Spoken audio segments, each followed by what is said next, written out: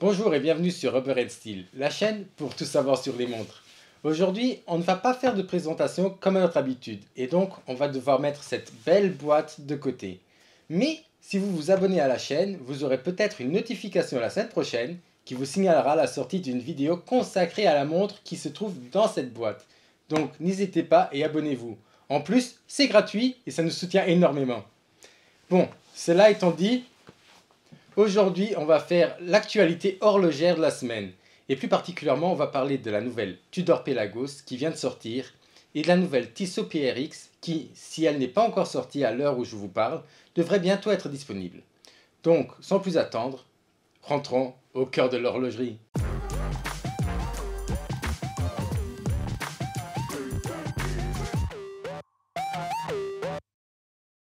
La première annonce de laquelle on va parler, c'est celle de la collaboration de Tudor avec la Marine nationale.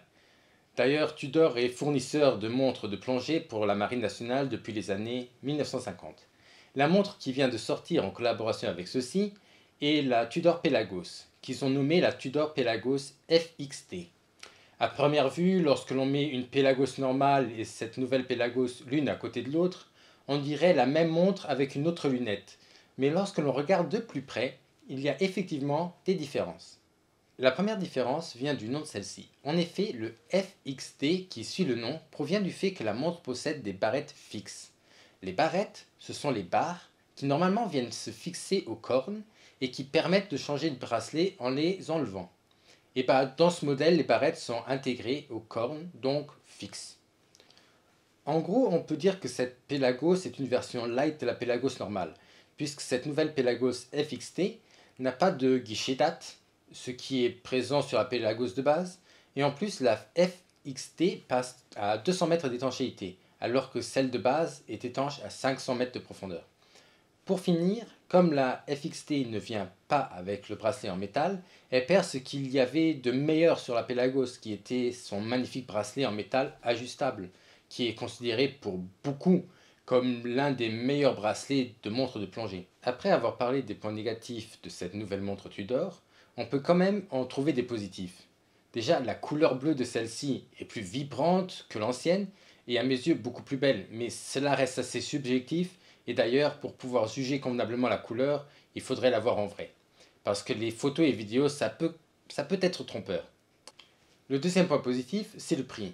Parce que les gens qui aiment le design de la Pelagos mais la trouvent un peu trop chère pour leur budget, pourront acheter ce nouveau modèle pour 600 € de moins que la normale, ce qui confirme le côté light de ce nouveau modèle. À part cela, ce qu'on peut dire, c'est que la montre vient toujours avec un boîtier de 42 mm en titane, mais avec une lunette bidirectionnelle, ce qui n'est pas le cas des autres Pelagos, puisqu'une vraie montre de plongée a une lunette unidirectionnelle afin d'éviter que celle-ci ne change de position pendant la plongée. Les points principaux ayant été dits, nous allons pouvoir laisser cette nouvelle Pelagos FXT tranquille et passer à la nouvelle Tissot PRX Powermatic 80 et les dernières infos qui sont tombées par rapport au PRX en général. Cette nouvelle Tissot PRX est identique aux autres sauf qu'elle vient avec une lunette entièrement en or 18 carats et avec un cadran chocolat qui est tout simplement splendide.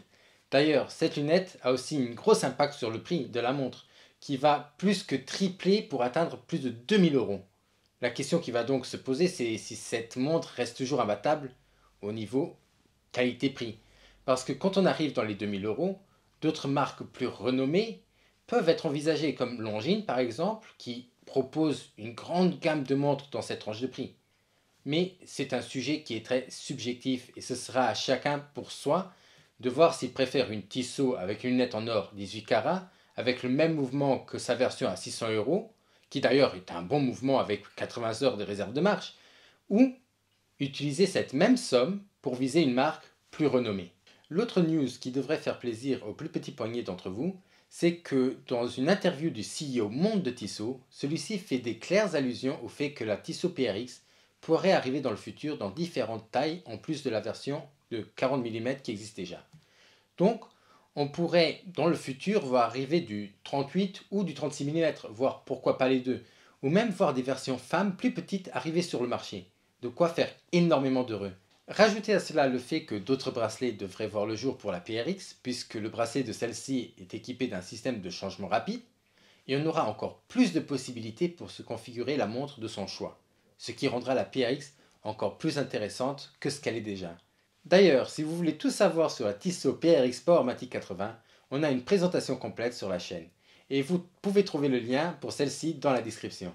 Voilà, c'était les news de la semaine. Si cela vous a plu, n'hésitez pas à laisser un pouce bleu, à vous abonner et à partager la vidéo. Sur ce, merci pour votre soutien et à la semaine prochaine pour une nouvelle vidéo. Au revoir.